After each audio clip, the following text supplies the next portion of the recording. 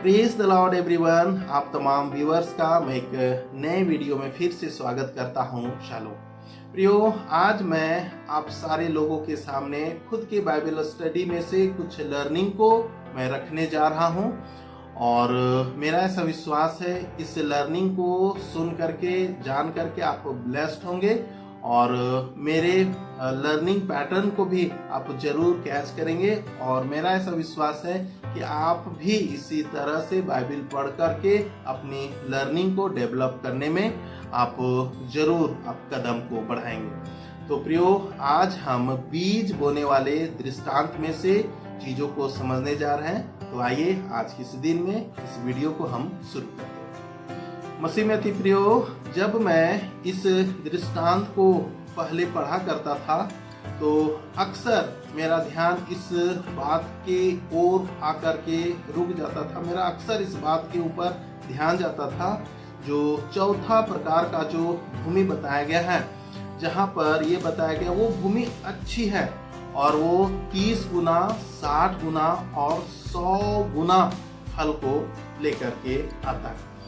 तो अक्सर मैं अपने जीवन में इस बात को सोचा करता था, आखिर पर ये भूमि तो अच्छी है, भूमि में कोई प्रॉब्लम नहीं है, तो फिर ये पैदावार के अंतर्गत ये अंतर क्यों आ रहा है?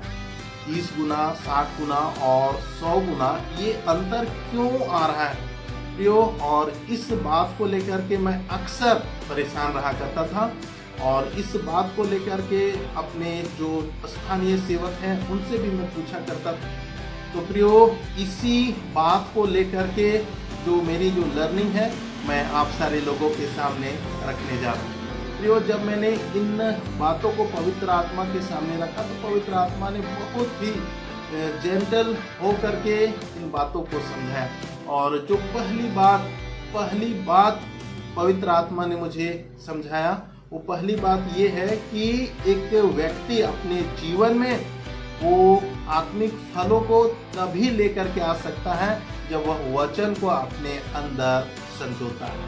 प्रियो, एक व्यक्ति जब तक अपने अंदर वचन को ना संजोए वो आत्मिक फल को लेकर के नहीं आ सकता। प्रियो, वचन को कैरी करना बहुत इम्पोर्टेंट है और यदि एक व्यक्ति वचन को कैरी ना करे तो वो अपने जीवन के निर्णय में अक्सर वो असफल पाया जाता है और वो अपने जीवन में, अपने मसीह जीवन यात्रा में अक्सर वो डगमगाया हुआ वो पाया जाता है। प्रियो, वचन को कैरी करना, वचन को अपने अंदर संजोना बहुत ज़्यादा जरूरी है और तभी एक व्यक्ति जो है वो अपने आत्मिक जीवन के द्वारा परमेश्वर के राज्य के लिए वो फल को उत्पन्न कर सकता है। और दूसरा लर्निंग जो मेरा इस दृष्टांत में से है वो ये है कि एक व्यक्ति तभी फल को लेकर के आ सकता है जब वो वचन सुनकर वो पॉजिटिवली रिस्पॉन्स करता है। प्रियो, कई बार ऐसा देखा जाता है कि बार बार वचन समझाया जाता है चर्चों में और बार बार मीटिंग्स में, कॉन्फ्रेंसेस में बार बार वचन को समझाया जाता है, फिर भी उन वचन का पालना एक विश्वासी के जीवन में नहीं पाया। तो विश्वासी उन वचनों के ऊपर ध्यान नहीं देते हैं और उनका पालन नहीं करते हैं। ये क्या है प्रियो? ये तो वचन को दरकिनार कर देने वाली बात है। वचन को एक व्यक्ति जब तक रिस्पॉन्स ना करे अपने जीवन में वो फल को लेकर के नहीं आ सकता, फल को लेकर के नहीं आ सकता। और इस दृष्टांत में जो पवित्र आत्मा ने जो सबसे महत्वपूर्ण बात मुझे समझाया वो बात ये है क्वांटिटी के ऊपर। प्रियो, पवित्र आत्मा ने साफ साफ इस बात को मुझे समझाया कि हर एक विश्वासी का, हर एक मनुष्य का आत्मिक दशा एक सा नहीं, हर एक व्यक्ति का जो हृदय रूपी भूमि है वो एक समान नहीं।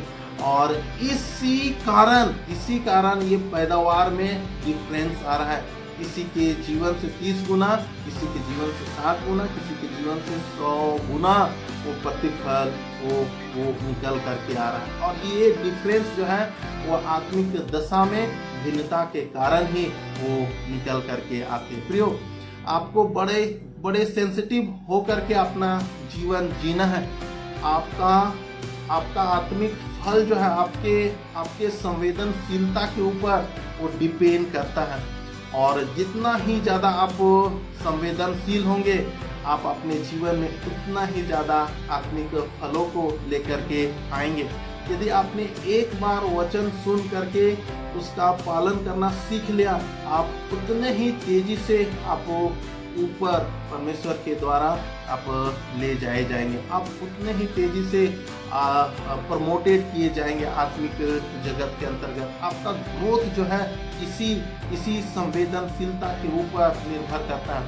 और जो 30 गुना फल लाने वाले जो भूमि है और जो 60 गुना फल लेके आने वाले भूमि है, जो 100 गुना लेकर के आने वाले भूमि है, इनमें संवेदनशीलता का ही फर्क होता है। प्रियो, जो कम संवेदनशील है, ज्यादा चीजों को सुना लेकिन उनका रिस्पांस कम होने के कारण, संवेदनशीलता कम होने के कारण वो 30 गुना फल को लेकर के आए। लेकिन जो थोड़ा और संवेदनशील होने पाए, जो और रिस्पांस देने पाए, वो 60 गुना फल को लेकर के आ गए।